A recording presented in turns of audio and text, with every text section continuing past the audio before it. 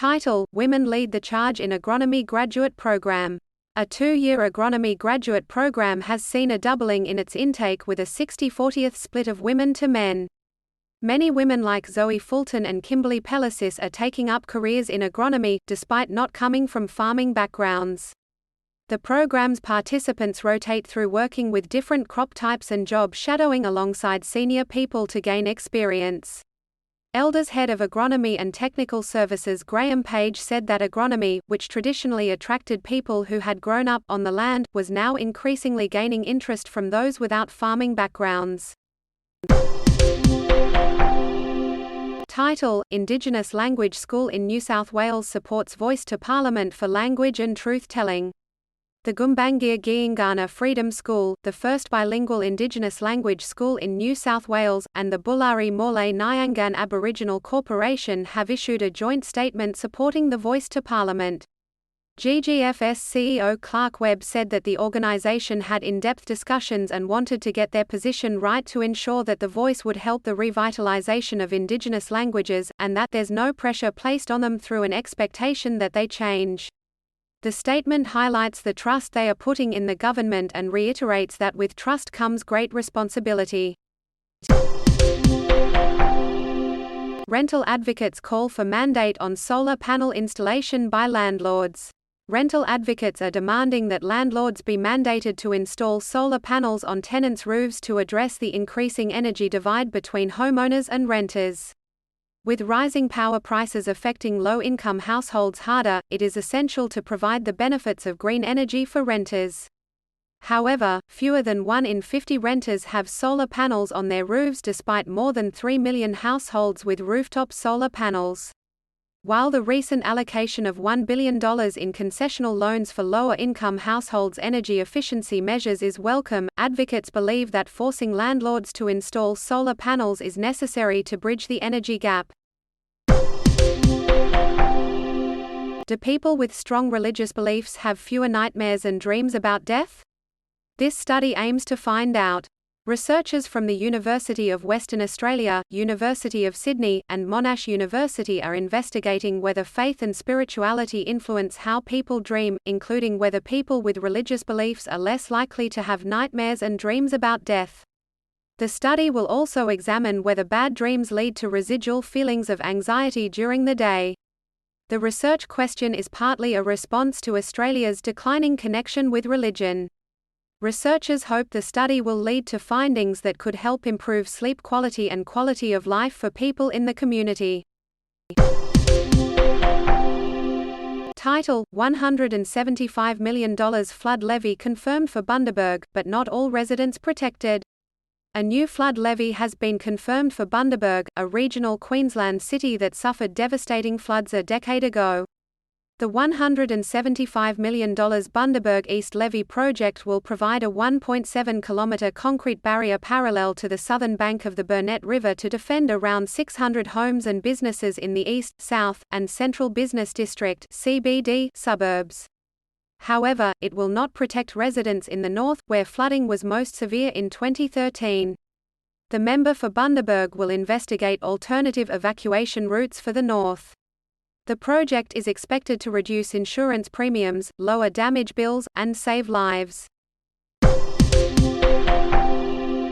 Hygiene and living conditions neglected, infrastructure in state of disrepair at Wars Only Youth Detention Centre. A mental health crisis amongst detainees, neglected hygiene and living conditions as well as infrastructure in a state of disrepair are among the serious issues discovered at Wars Only Youth Detention Centre. Inspector of Custodial Services Eamon Ryan visited Banksia Hill in February, before the May riots that caused significant damage, and saw a group of children arrested on the facility's roof. Ongoing lockdowns and shorter times out of cells had increased the temperature in youth detention, according to their report, leading to regular assaults on staff, detainees climbing on roofs and riotous behaviour. Title: How lack of awareness about dingoes can come back to bite you. A recent surge in dingo attacks has prompted warnings from authorities in Western Australia's Pilbara region. Prospector Chris Adams was attacked by a pack of dingoes near his campsite, an incident which left him with deep bites and scars. The attack came 2 days after Mr. Adams had shown kindness to an emaciated dingo that approached his camp. Experts say the attack is a stark reminder of the dangers posed by dingoes, which are wild animals with unpredictable behavior. Tourists and residents in the area are advised to stay alert and avoid feeding dingoes. Title: NutriV's Veggie Ice Cream, an innovative solution to industry food waste and encouraging veggie consumption. NutriV, a vegetable waste company in Australia, has found an innovative solution to reducing food waste and increasing vegetable consumption through the development of vegetable-flavored ice creams. The ice cream range, which includes flavors such as pumpkin, gingerbread, cauliflower, and vanilla bean, has the same nutritional value as cooked vegetables, and each scoop contains half a serve of vegetables. NutriV CEO Raquel Ced says the ice cream range is an opportunity to shift the dial on vegetable consumption, by offering a sweet and enjoyable way of consuming vegetables. Hort Innovation CEO Brett Fifield calls the innovation a health boost for those who don't eat enough vegetables. Link. Title: Tasmania's smallest penguins to expand territory as car park is reclaimed. Australia's smallest penguins are set to have more room to roam as a car park in Tasmania's Burnie City is transformed into new penguin habitat. The colony of hundreds of the tiny birds has been thriving on the foreshore, undeterred by the city's bright lights and noise. The Friends of Burnie Penguins volunteer group has been collaborating with the University of Tasmania since 2016 to reclaim the car park, which will soon feature native vegetation and tunnels leading directly to the beach. Visitors can take a free guided tour each night between October and March when penguins venture out of their burrows. Title: Bob's Burgers actor arrested over U.S. Capitol riot, and wrestling icon The Iron Sheik dies. Catch up with the loop. Actor and comedian H. Jon Benjamin, best known for his role in the animated TV series Bob's Burgers, has been arrested for his involvement in the U.S. Capitol riot on January 6, 2021. Benjamin was seen in photos and videos on social media breaking into the Capitol building. In other news, wrestling legend The Iron Sheik has died at the age of 80. He was known for his charismatic personality and signature move, the camel clutch. The wrestling world is mourning his loss. Stay tuned for more updates on these stories. Magistrate rejects bid to throw out charges over drowning case.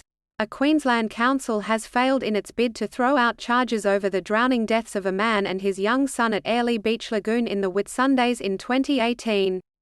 Whitsunday Regional Council, which owns and operates the lagoon, had argued that the wrong legislation had been applied.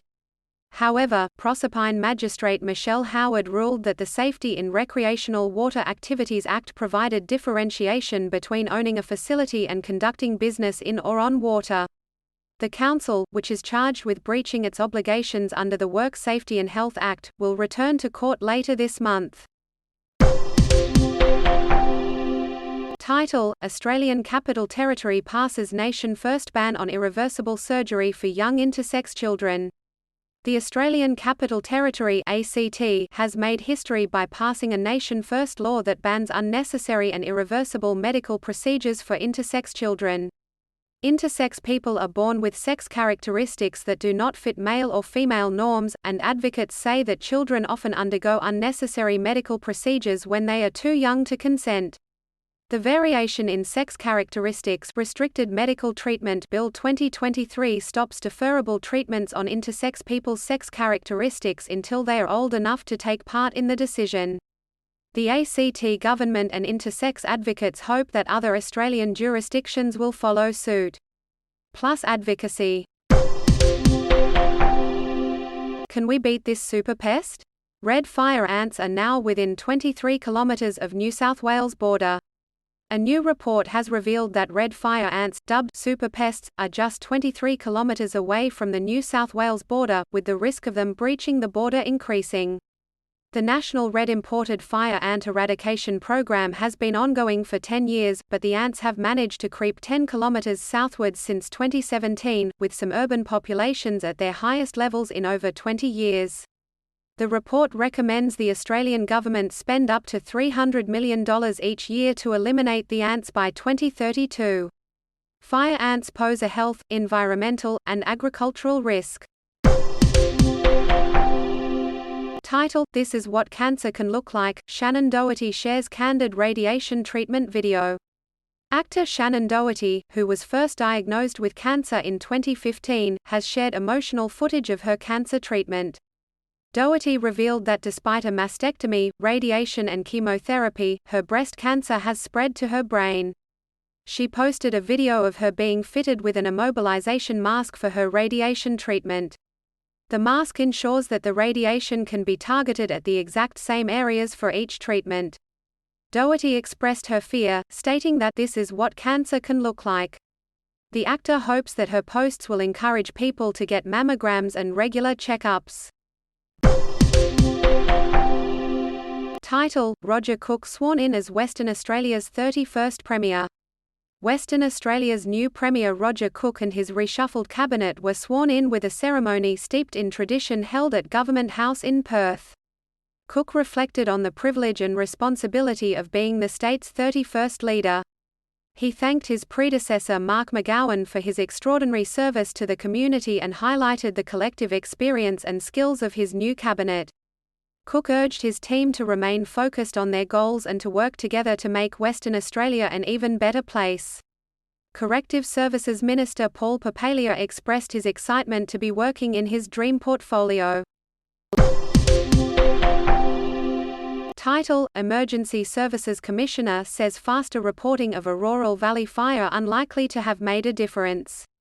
The Emergency Services Commissioner of the Australian Capital Territory, Georgina Whelan, has given evidence at a coronial inquiry into the Auroral Valley bushfire. Whelan told the inquiry that she does not think a faster report of the fire's location would have made a significant difference to the emergency response. The inquiry is examining the decision to land an Army helicopter in the area, which started the blaze in January 2020. Whelan said that if the GPS coordinates of the fire had been reported, resources could have been deployed to the exact location. The inquiry continues to consider the factors that contributed to the spread of the fire. Title: Truffle farmer brings black delicacy to Dark Mofo winter feast. A Tasmanian truffle farmer, Anna Terry, is set to make her mark at the Dark Mofo Winter Festival. The Truffle Farm of Tasmania will provide black winter truffles to be shaved and sprinkled over freshly cooked cheese pizzas. The luxury product, which costs about $3,000 a kilogram, is native to France and Spain and is highly prized by chefs and foodies around the world. Terry's 3 trained dogs, Poppy, Peggy, and Douglas, have been hunting for days to ensure they have enough truffles for the feast. Dark Mofo is a large-scale festival of public art, music, and food that celebrates the occult, darkness, blood, and pagan imagery. Title: Man fined for claiming compensation while working as an escort. An air conditioning technician has been fined after being caught working as an escort and cleaner while claiming thousands of dollars for a back injury. Angus Dick was sentenced in the Mansfield Magistrates Court after pleading guilty to fraudulently obtaining payments by deception.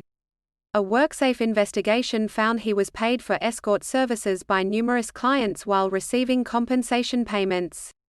Dick was convicted and placed on an 18-month community corrections order with 200 hours of unpaid community work. WorkSafe Victoria's Insurance Business Unit Executive Director Roger Arnold warned that anyone taking advantage of the workers' compensation scheme would face consequences. Title: Japan and South Korea scramble jets in response to Chinese and Russian joint patrols. Japan and South Korea scrambled fighter jets in response to 2 Russian bombers joining 2 Chinese bombers for joint patrols over the Sea of Japan and as far as the East China Sea. The Chinese and Russian joint patrols were part of their annual cooperation plan, with an air group of Tupolev Tu-95 and Chinese Xi'an H-6K strategic bombers conducting an 8-hour patrol accompanied by a group of Sukhoi Su-30M, Su-35S, and Shenyang J-11 fighters. The deepening No Limits partnership between China and Russia is being watched by the West with some anxiety. Title: Canadian wildfires cause haze in the U.S. East Coast. Eerie images of New York City's skyline veiled by a layer of yellowish haze resemble scenes from a dystopian movie. The cause? Hundreds of forest fires burning uncontrollably in Canada, which has triggered health alarms across the United States. The smoke has spread to cities from New York to Georgia, and even as far south as Alabama. Low snowfall, dry weather, and lightning are all contributing factors. Canadian officials say this is shaping up to be the nation's worst wildfire season ever. Federal government officials warn of an increased wildfire risk in most of Canada through August. Sydney man jailed for 9 years over manslaughter of Scott Johnson.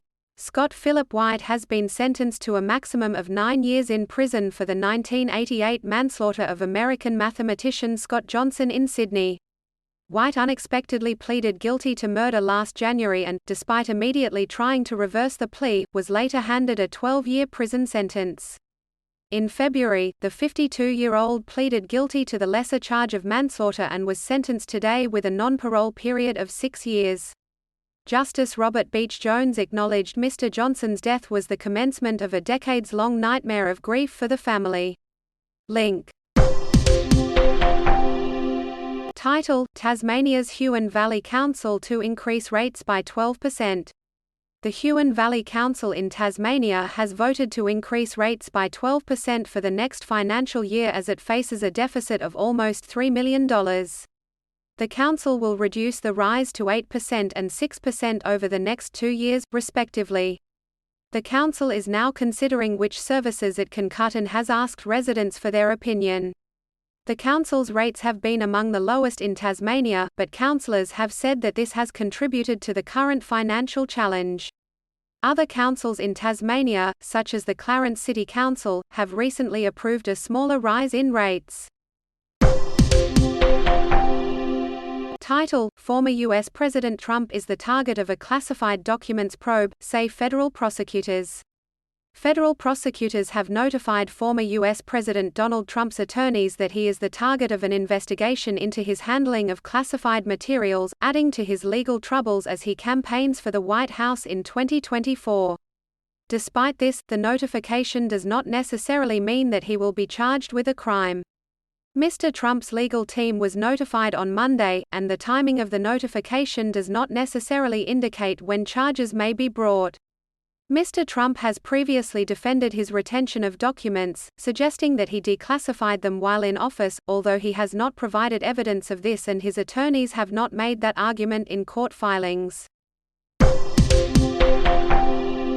Victoria's road toll is the worst it's been since 2007 and police want drivers to take care this weekend.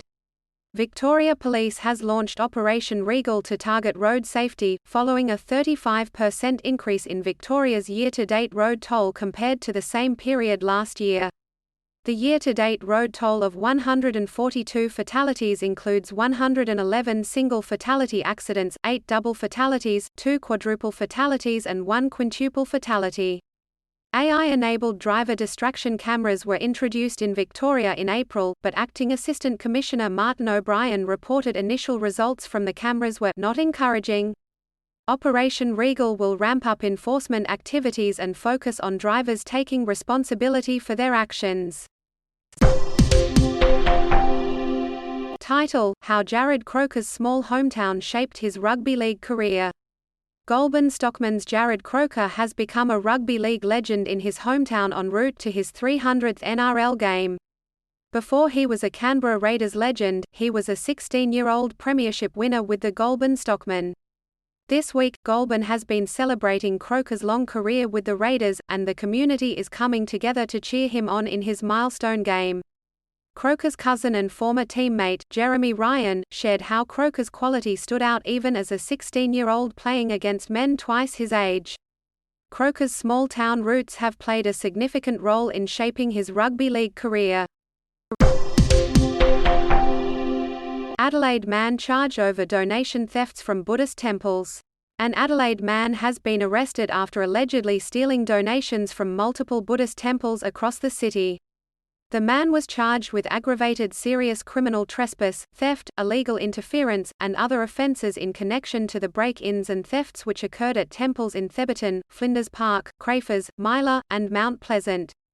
Police found the suspect's vehicle in a car park on Grove Way, Salisbury Heights, and made an arrest after a thorough search of the vicinity.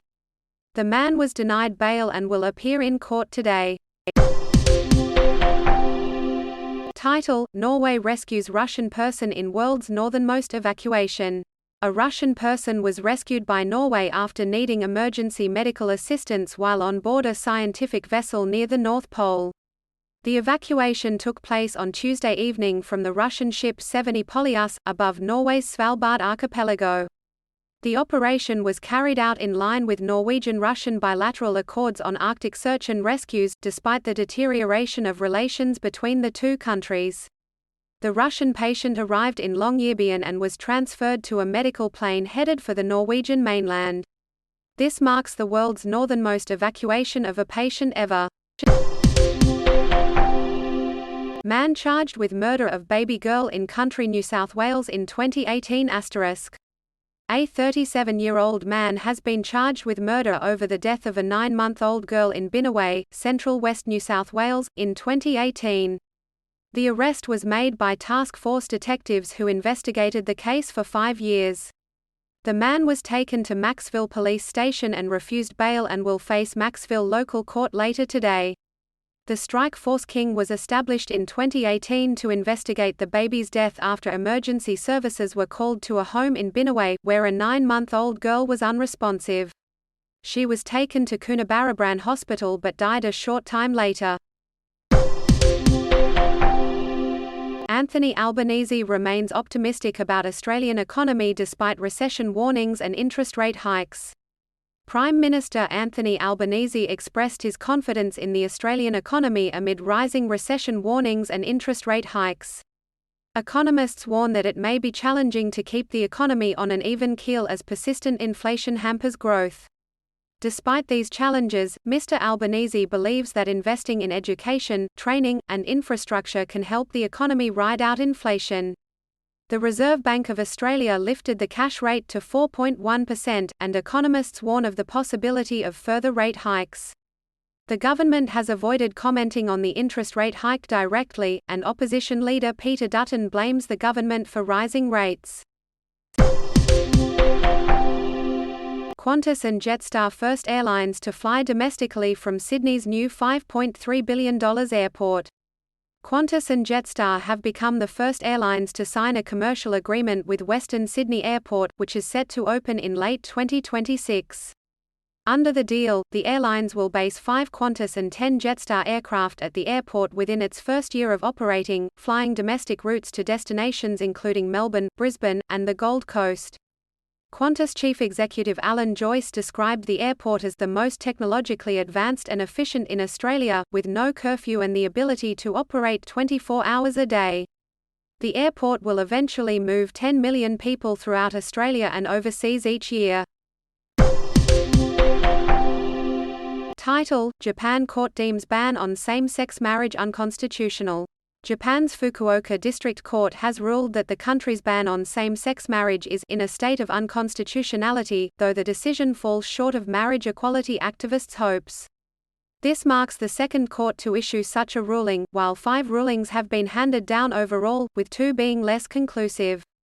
Despite strong opposition from the Conservative ruling party, which opposes same-sex marriage, key business lobbies have called for change, citing the impact on the nation's ability to remain globally competitive.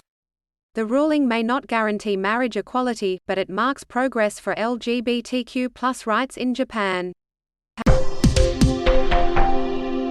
Airline says no longer financially viable to offer Bathurst service. Fly Pelican has announced that it will be pulling out of Bathurst in July, making it the last commercial operator to do so. The Central West city of New South Wales previously lost its commercial airline service when Regional Express withdrew in June of last year for similar reasons. The lack of regular flights will make it difficult for people to attend major events like the Bathurst 1000, the 12-hour and the 6-hour endurance events. Bathurst Regional Council will attempt to attract another airline to replace Fly Pelican, but if unsuccessful, will run a shuttle bus to Orange Airport. Former sheriff's deputy on trial for failing to intervene in U.S. school shooting. Scott Peterson, a former sheriff's deputy, is on trial for child neglect and culpable negligence for failing to protect students during a 2018 school shooting in Florida. Peterson was on duty as a school resource officer when a gunman entered a building and opened fire, killing 17 and wounding another 17. Prosecutors charge Peterson for failing to intervene during the mass shooting at Parkland's Marjory Stoneman Douglas High School. It's highly unusual for law enforcement officers to be charged with failing to take action or provide care, which raises the possibility that Peterson's trial will set legal precedents. Title: Luxury New South Wales resort forced to close temporarily due to access issues. Emirates Wolgan Resort, located in New South Wales' Wolgan Valley, has announced its closure for the foreseeable future due to supply access issues caused by damage to a main access road from a landslide in November last year. The closure will impact the resort's 50 local workers and businesses in the area. The resort is working with local utility suppliers and Lithgow City Council to solve the issue and resume operations as soon as possible. The valley is currently only accessible via 4WD vehicles, posing major challenges to residents and businesses in the area.